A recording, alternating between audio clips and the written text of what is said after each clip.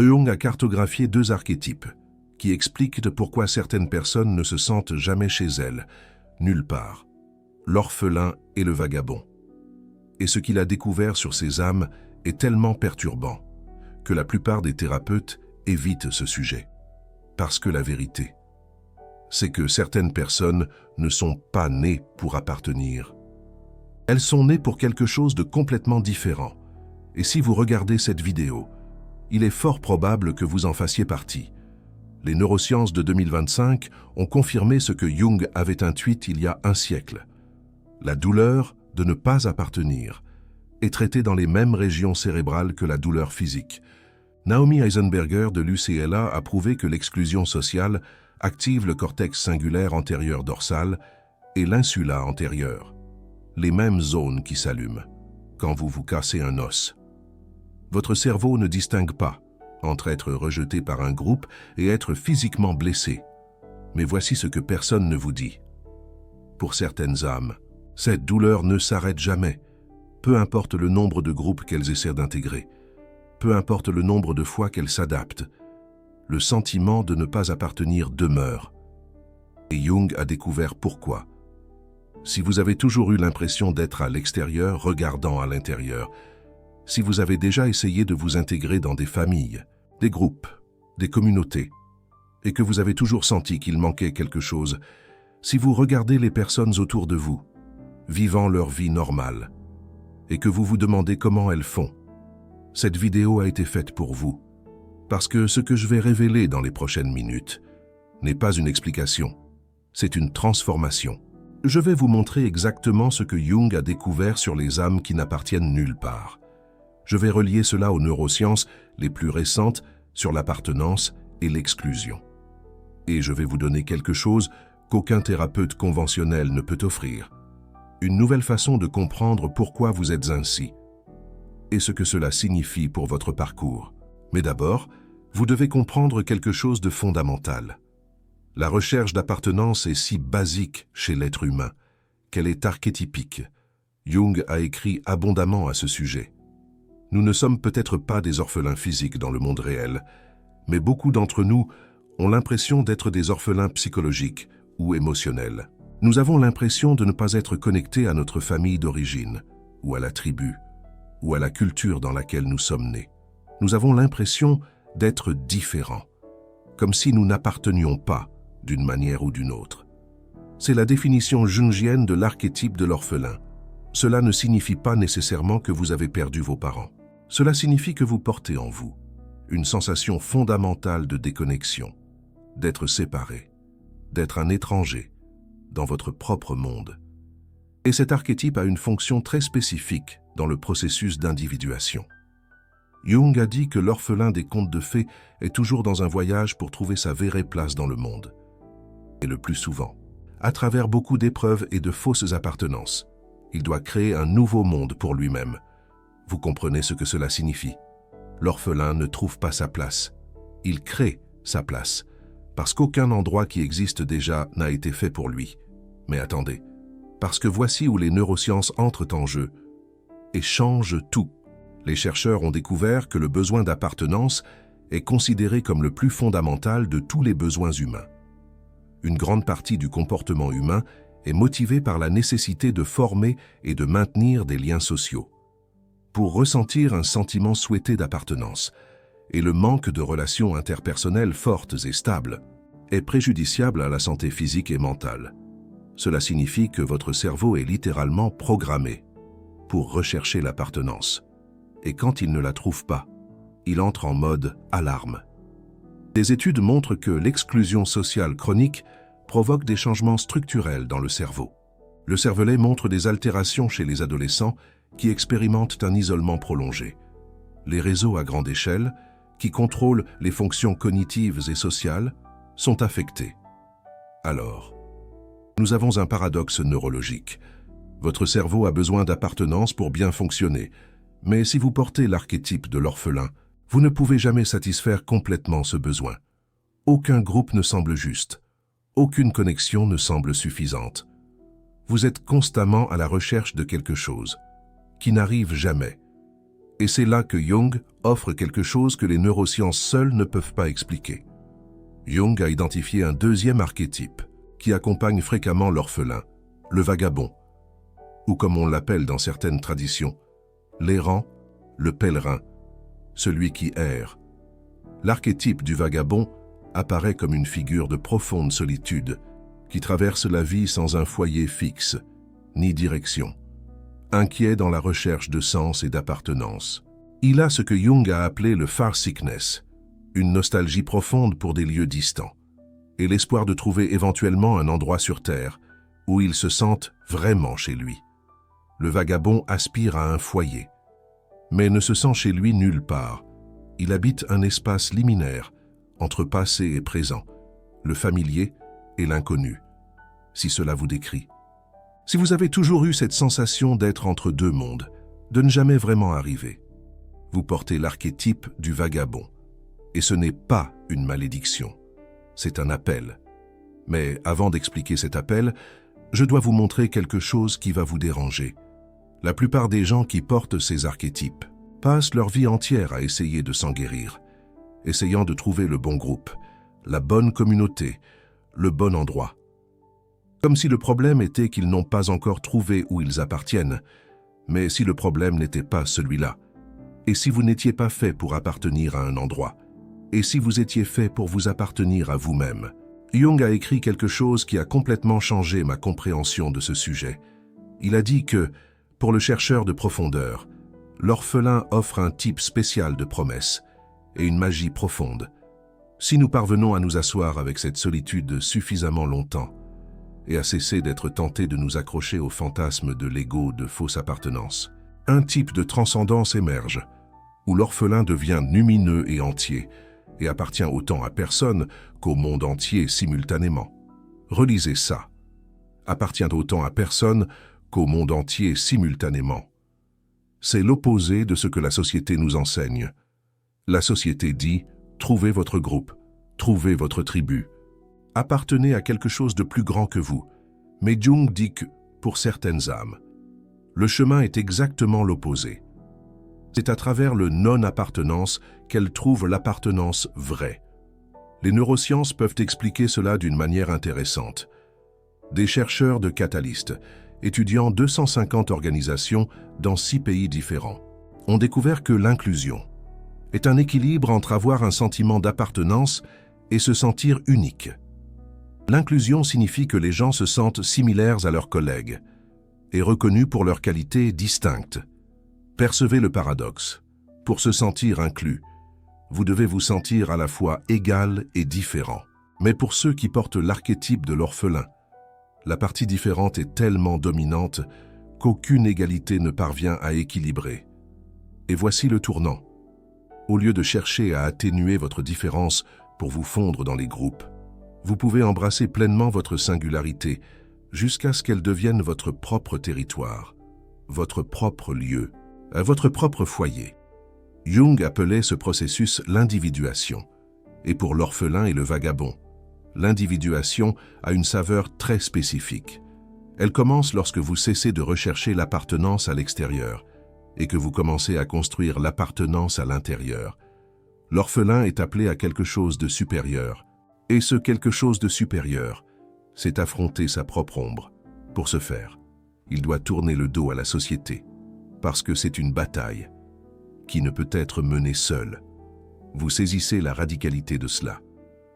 Jung dit que la guérison de la douleur de ne pas appartenir n'est pas de trouver où vous appartenez. C'est d'accepter que vous n'appartenez à aucun endroit extérieurement, pour pouvoir découvrir que vous vous appartenez complètement à vous-même, intérieurement. Mais ce n'est pas facile, et c'est ici que beaucoup de gens échouent. Les neurosciences montrent que, lorsque nous sommes exclus, notre cerveau entre en mode d'autoprotection. Les personnes chroniquement exclues montrent une confiance interpersonnelle plus faible, préfèrent des distances sociales plus grandes et ont une activation réduite dans les régions limbiques et striatales pendant les interactions. En d'autres termes, plus vous ne vous sentez pas appartenir, plus il devient difficile d'essayer d'appartenir. Cela crée un cycle vicieux. Vous ne vous sentez pas appartenir, alors votre cerveau se ferme. votre cerveau se ferme. Alors vous vous sentez appartenir encore moins. Et le cycle continue, jusqu'à ce que vous soyez complètement isolé, non par choix, mais par défense. Jung a vu cela arriver à beaucoup de ses patients, des personnes qui portaient l'archétype de l'orphelin, et essayaient de le résoudre de la mauvaise façon, en essayant d'appartenir davantage, en essayant de s'adapter davantage, en essayant d'être plus comme les autres. Et chaque tentative ratée ne faisait qu'augmenter la douleur. La solution que Jung a offerte est contre-intuitive. Il a dit que la solitude devient l'école dans laquelle la personne est forcée d'apprendre à supporter sa singularité en tant qu'individu. Et de fait, ce thème a fourni à Jung le noyau de ses écrits postérieurs sur l'individuation. Selon ses propres termes, bien sûr. Vous ne surmontez pas la douleur de ne pas appartenir. En appartenant, vous la surmontez. En apprenant à habiter consciemment votre douleur de ne pas appartenir. En la transformant. D'une blessure en un territoire, d'une malédiction en un don. Et c'est ici que le concept jungien du soi entre en jeu. Le soi n'est pas l'ego. L'ego est la partie de vous, qui veut appartenir, qui veut être accepté, qui souffre du rejet. Le soi est la totalité de qui vous êtes, conscient et inconscient réunis. Et le soi n'a pas besoin d'appartenir à quoi que ce soit d'extérieur, parce qu'il est déjà complet en lui-même. Quand vous vous connectez avec le soi, quelque chose de magique se produit. La douleur de ne pas appartenir ne disparaît pas complètement, mais elle change de qualité. Elle cesse d'être une blessure ouverte et devient une porte vers un type de liberté que les personnes qui appartiennent facilement ne connaîtront jamais. Jung a écrit que si un homme en sait plus que les autres, il devient solitaire. Mais la solitude n'est pas nécessairement hostile à la compagnie, car personne n'est plus sensible à la compagnie que l'homme solitaire. Et la compagnie ne prospère que lorsque chaque individu se souvient de son individualité et ne s'identifie pas aux autres. C'est profond. Jung dit que la meilleure compagnie vient exactement de personnes qui n'en ont pas besoin, qui sont complètes en elles-mêmes, qui ne cherchent pas chez les autres ce qu'elles devraient trouver en elles.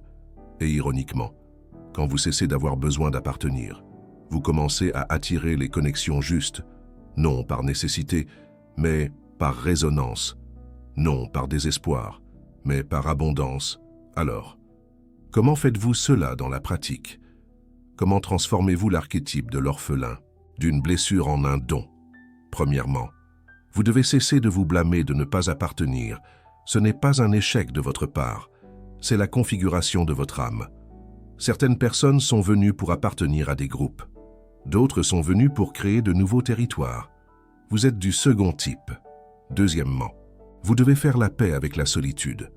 Pas la solitude qui fait mal, la solitude qui transforme. Jung pratiquait ce qu'il appelait l'imagination active, des moments délibérés d'isolement, où il conversait avec des parties de lui-même, qu'il ignorait normalement. Ce type de solitude n'est pas vide, il est peuplé par vous-même. Troisièmement, vous devez construire votre propre territoire interne. Cela signifie développer des valeurs qui sont les vôtres, non empruntées, des intérêts qui sont génuins, non joués, une identité qui vient de l'intérieur et non de l'extérieur. Plus ce territoire est solide, plus vous vous sentez à l'aise de ne pas appartenir à des territoires externes. Quatrièmement, vous devez apprendre la différence entre isolement et souveraineté. L'isolement, c'est quand vous êtes seul, parce que personne ne vous accepte. La souveraineté, c'est quand vous êtes seul, parce que vous l'avez choisi. L'orphelin et le vagabond commencent dans l'isolement, mais l'objectif, c'est d'arriver à la souveraineté. Cinquièmement, vous devez trouver les autres orphelins, parce que voici le paradoxe final. Les personnes qui n'appartiennent à aucun endroit trouvent fréquemment l'appartenance les unes aux autres, pas dans des groupes organisés, pas dans des communautés structurées, mais dans des rencontres aléatoires, des conversations profondes, des connexions, qui semblent venir d'une autre vie. Jung appelait cela trouver des membres de la même tribu spirituelle. Les neurosciences appelleraient cela une synchronisation neurale entre cerveaux compatibles. Quand deux orphelins se rencontrent, quelque chose se produit, ils se reconnaissent. Ils n'ont pas besoin d'expliquer. Ils n'ont pas besoin de se justifier. Ils savent simplement. Et ce type de connexion est plus profond que n'importe quelle appartenance groupale, parce qu'il n'est pas basé sur des règles externes. Il est basé sur la reconnaissance des âmes. Alors, que se passe-t-il réellement avec votre âme quand vous n'appartenez à aucun endroit? Elle souffre. D'abord, parce que le cerveau est programmé pour rechercher l'appartenance. Et la douleur de l'exclusion est réelle et physique. Elle cherche. Ensuite, en essayant de trouver le groupe juste, le lieu juste, les personnes justes, et fréquemment, en échouant, elle abandonne, à un moment donné, d'essayer d'appartenir de la façon conventionnelle. Et c'est le point de basculement. Elle revient à elle-même et commence à construire un foyer interne, un territoire propre, une identité qui ne dépend pas de la validation externe. Elle transcende, finalement, le paradoxe de l'orphelin, appartenant à personne et au monde entier, simultanément, et à ce stade final. Quelque chose d'intéressant se produit. Les connexions justes commencent à apparaître, non parce que vous les cherchiez, mais parce que vous avez cessé de chercher. Et quand vous cessez d'émaner le besoin, vous commencez à émaner la présence. Et la présence attire la présence. Si vous êtes arrivé jusqu'ici, si vous avez senti que ces mots ont touché quelque chose et que vous n'avez jamais réussi à nommer, je veux vous faire une demande. YouTube a ce cœur doré en dessous de la vidéo, le Super Thanks. Quand vous cliquez dessus, vous ne faites pas qu'appuyer cette chaîne. Vous dites « Je suis l'un des orphelins, j'ai compris ». Continue de révéler ces vérités, que personne d'autre ne dit. Chaque Super Thanks est un signal de reconnaissance, un orphelin qui en reconnaît un autre. C'est exactement ce que Jung décrivait. Des âmes qui n'ont leur place nulle part, qui trouvent un semblant d'appartenance les unes dans les autres, pas dans des groupes, pas dans des communautés, mais dans des moments de connexion authentique. Maintenant, j'ai une question pour vous, et je veux vraiment que vous y répondiez dans les commentaires. Jung disait que l'orphelin doit tourner le dos à la société pour affronter sa propre ombre. À quel moment avez-vous réalisé que vous n'apparteniez pas, que vous n'alliez jamais appartenir, et que peut-être vous n'étiez pas censé appartenir? Racontez votre histoire. Ça peut être une phrase, ça peut être un paragraphe, mais soyez honnête, parce que lorsque vous écrivez votre expérience de non-appartenance, quelque chose change. Vous transformez une blessure en une déclaration. Et peut-être que quelqu'un qui lit votre commentaire va penser pour la première fois depuis longtemps. Je ne suis pas seul dans cette situation. Et à ce moment-là, deux orphelins se rencontrent, deux âmes se reconnaissent, et le paradoxe s'accomplit, n'appartenant à personne et à tout en même temps. C'est là le don secret de l'orphelin. C'est le territoire que le vagabond recherche toute sa vie, et il était en vous depuis le début, attendant que vous cessiez de chercher à l'extérieur pour pouvoir le trouver ici, à l'intérieur.